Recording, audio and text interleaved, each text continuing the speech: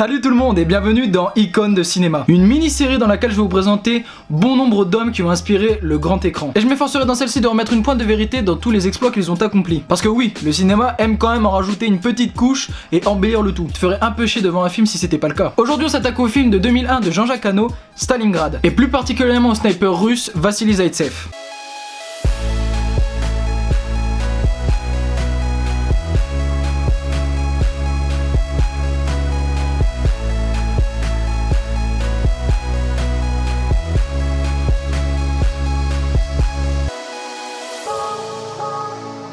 Alors avant tout, il va falloir m'excuser pour les prononciations russes.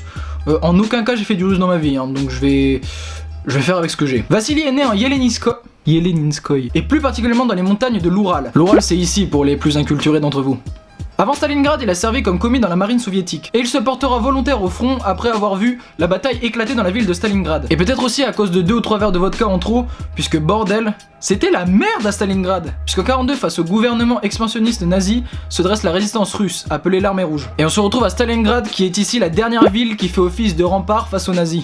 Si Stalingrad tombe, Staline aussi. Et bien sûr, qui dit Staline dit Russie. Engagé dans le 147e régiment de tirailleurs, Zaïtsev deviendra probablement l'un des meilleurs tireurs d'élite russes que la Seconde Guerre mondiale ait connu. Après s'être distingué au tir de précision, il formera le premier mouvement de la 62e de sniper. Pour la petite anecdote, on estime à plus de 3000 les victimes des snipers entraînés par Zaïtsev. Quoi ?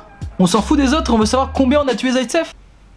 Plus de 500 victimes, dont 242 confirmées entre octobre 42 et janvier 43. Bam. Tout cela uniquement armé d'un Mosin Nagant. Mais une fois encore, attention cependant, c'est loin d'être le meilleur sniper russe. Par exemple, Ludmila Pavlichenko a plus de 309 éliminations confirmées au compteur. Elle fait d'ailleurs partie des 2000 tireuses d'élite de la mère patrie. Cependant, contrairement à ce que nous apprend le film, il n'y avait pas de contre-sniper allemand. Bien sûr, je l'ai pas précisé, mais il est quand même important de regarder le film si tu veux comprendre la totalité de l'épisode. Ni même d'histoire d'amour au sein de la bataille.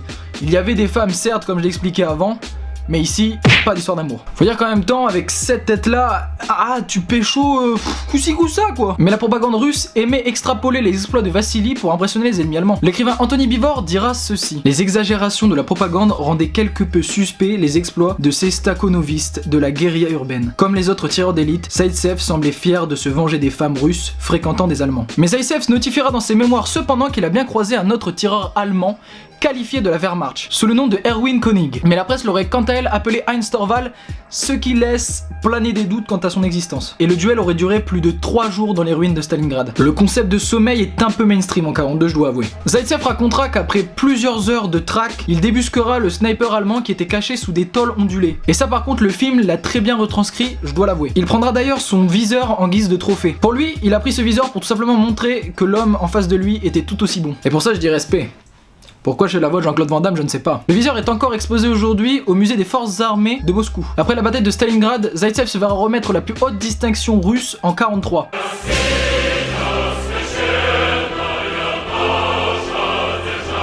Mais bien sûr avec plein d'autres titres de haut fait de guerre. Pour résumer l'ensemble, il avait pas mal de médailles ici quoi. Vassili Grigorievitch Zaïtsev mourut à l'âge de 76 ans à Kiev. Il est désormais enterré à Volgograd, au pied de la statue de la mère patrie. Voilà, c'est tout pour ce premier épisode. C'est beaucoup moins drôle, mais j'espère que ça aura au moins eu le mérite d'être intéressant. N'hésitez pas à me proposer d'autres personnages dans les commentaires. Et non, je ferai pas un épisode sur Rambo, supprime le commentaire. Oh mais putain! Et on se retrouve bientôt.